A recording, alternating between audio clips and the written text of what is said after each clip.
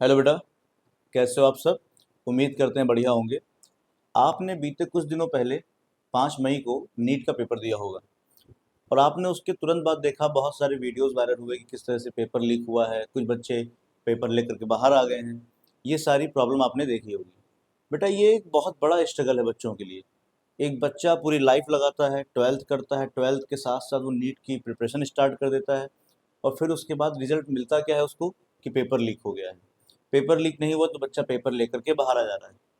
ये भी तो पेपर लीक का ही पार्ट है। तो हर एक बच्चा लॉन्ग टर्म से स्ट्रगल कर रहा है। और आप समझ सकते हो बेटा, अपने घर के बड़े भाई बहन को देख के जो इतना स्ट्रगल कर रहे होंगे एजुकेशन के लिए, जॉब के लिए, उनकी फीलिंग को आप रियलाइज़ कर पा रहे होंगे कि आखिर उन पे क्या गुजरती होगी जब वो इतने लंबे समय से हर साल प्रिपरेशन करते हैं और बाद में रिजल्ट तो दूर की बात है, पेपर ही दोबारा नहीं हो पाता है।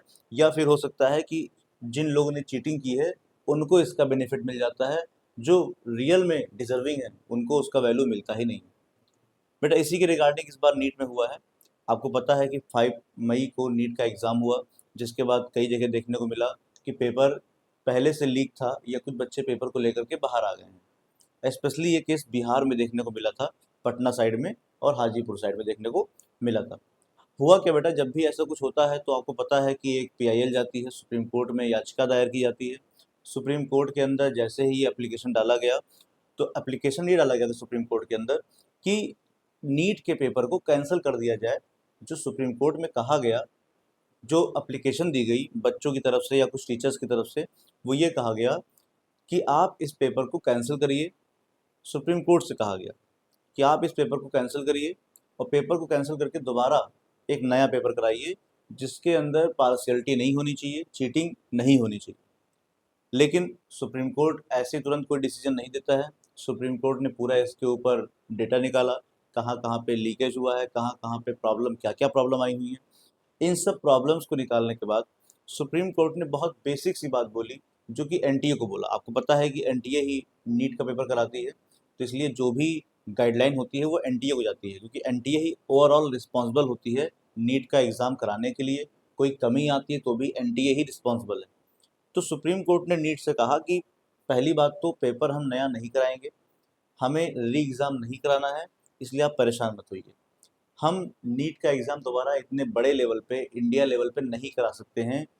हाँ, ये बात ज़रूर है कि कुछ जगह पर जहाँ पर पेपर लीक हुआ है, हम उस जगह के बारे में सोच सकते हैं कि पेपर कराया जाए या ना पेपर कराया जाए। अभी इसके बारे में कोई डिसीजन नहीं आया है। बच्चों का दूसरा प्रॉब्लम ये था कि सर, जब तक आप इसके ऊपर कोई डिसीजन नहीं दे पा रहे हैं, तब तक आप इसके रिजल्ट को पेंडिंग कर दीजिए। आपको पता है कि नीट के रिजल्ट की जो डेट दी गई है अप्रॉक्स 14 जून तक दिया गया है, मतलब 14 जून तक रिजल्ट आ जाएगा। लेकिन इसी बीच में सुप्रीम कोर्ट से ये कहा गया कि जब तक पूरा कंक्लूजन नहीं निकल के आ रहा है, जब तक अदर स्टेट के एग्ज़ाम नहीं हो जा रहे हैं जहाँ पे पेपर लीक हुआ है, री एग्ज़ाम नहीं हो जा रहा है, तब तक आप इस रिजल्ट को पेंडिंग पे कर दीजिए। तो सुप्रीम कोर्ट ने साफ साफ मना कर दिया। उसने कहा कि हम इतने सारे बच्चों के करियर के साथ में विश्वासघात नहीं कर सकते हैं या उनको हम लटका के नहीं रख सकते हैं, क्योंकि उन्हें तुरंत इसके बाद एडमिशन लेना होता है या उसके बाद उन्हें तुरंत डिसाइड करना होता है कि कहाँ हमको जाना है। इन सब चीज़ों को ध्यान रखते हुए हम पेपर के रिजल्ट को डिले नहीं करेंगे। पेपर का रिजल्ट अपने टाइम पर आएगा। हाँ, ये बात अलग की है कि अगर किसी पार्टिकुलर सेंटर का, किसी पार्टिकुलर सिटी का या किसी पार्टिकुलर सिटी के आसपास के इलाके में जहाँ पेपर लीक हुआ है या ऐसी कोई भी सूचना निकल के आई है, तो हम उन जगहों का पेपर दोबारा करा लेंगे। तो इसलिए थोड़ी बहुत प्रॉब्लम तो है ही है बेटा, कहीं ना कहीं री एग्ज़ाम होने की चांसेस है, लेकिन सुप्रीम कोर्ट ने भी क्लियर नहीं किया है कि हम री एग्ज़ाम कराएंगे। कुछ जगह ये तो पक्का हो गया है कि ओवरऑल इंडिया में तो री एग्ज़ाम नहीं होगा। अगर आप यूपी के हैं, तमिलनाडु के हैं, साउथ के हैं, दिल्ली के हैं, तो यहाँ तो नहीं होने वाला है। बिहार के अंदर थोड़ा डाउट बना हुआ है, क्योंकि वहाँ पे कुछ जगह पर चीटिंग हुई है और सुप्रीम कोर्ट को ये बात पता चल चुकी है कि वहाँ पे चीटिंग हुआ है, क्योंकि कुछ ऐसे प्रूफ मिले हैं जिससे ये पूरी तरह साबित हो चुका है कि कुछ न कुछ कमियां तो रही हैं। तो इसलिए अगली इसकी जो भी सुनवाई है वो आगे लगी हुई है नेक्स्ट वीक में। तो देखिए नेक्स्ट वीक में क्या डिसीजन निकल के आता है। डिसीजन ये भी हो सकता है कि हम री एग्ज़ाम नहीं कराएंगे, चीटिंग को नकार दे सुप्रीम कोर्ट। लेकिन क्योंकि अगर प्रूफ ज़्यादा स्ट्रांग है तो सुप्रीम कोर्ट को मानना पड़ेगा कि हाँ, चीटिंग हुई है। और अगर ऐसा मानती है तो वो उस पार्टिकुलर सेंटर की या हो सकता है उस पार्टिकुलर सिटी का दोबारा एग्ज़ाम ले ले। सिटी से मतलब ये है कि उस सिटी के अंदर जिन बच्चों ने एग्ज़ाम दिया था उनको दोबारा एग्ज़ाम देना पड़ेगा। तो ऐसा हो सकता है। फिलहाल बाकी बच्चे सेफ हैं, कोई ऐसी प्रॉब्लम नहीं है। और बेटा जो प्रॉब्लम है वो तो आप समझ ही रहे हो कि चीटिंग तो किसी चीज़ का सलूशन हो ही नहीं सकता है। उसका इम्पैक्ट ओवरऑल सबके ऊपर पड़ता है।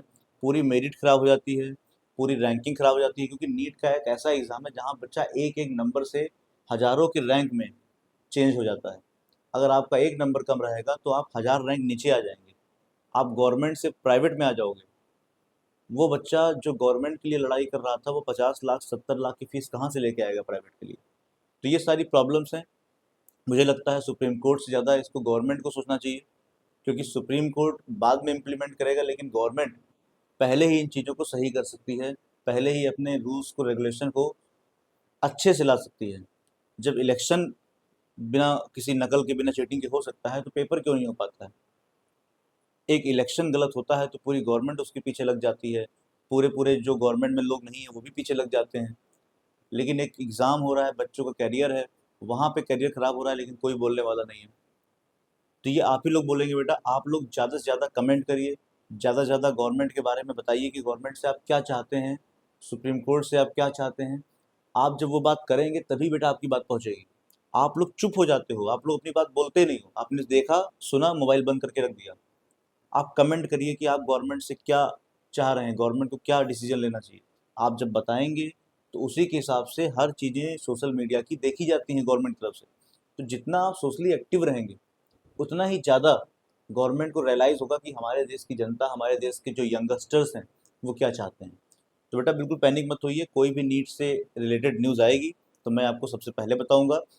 उसके लिए आप बिल्कुल निश्चिंत रहो। फिलहाल आप प्रिपरेशन करते रहिए, जो भी आपको कोर्स नीट नीट में मिलने वाला है उसके लिए आप अपनी जितने भी डेटाज़ हैं, जितने भी आपके पास फाइल्स हैं, 12th की मार्कशीट, 10th की मार्कशीट, आधार कार्ड, ये सब चीज़ आप पूरा मेंटेन रखिए, जिससे कि जब भी आपको काउंसलिंग कराना हो तो कोई प्रॉब्लम ना आए। ओके, तो बेटा मिलते हैं कल नेक्स्ट वीडियो में। तब तक आप एंजॉय करिए, मस्त रहिए और थोड़ा सा पढ़ते रहिए।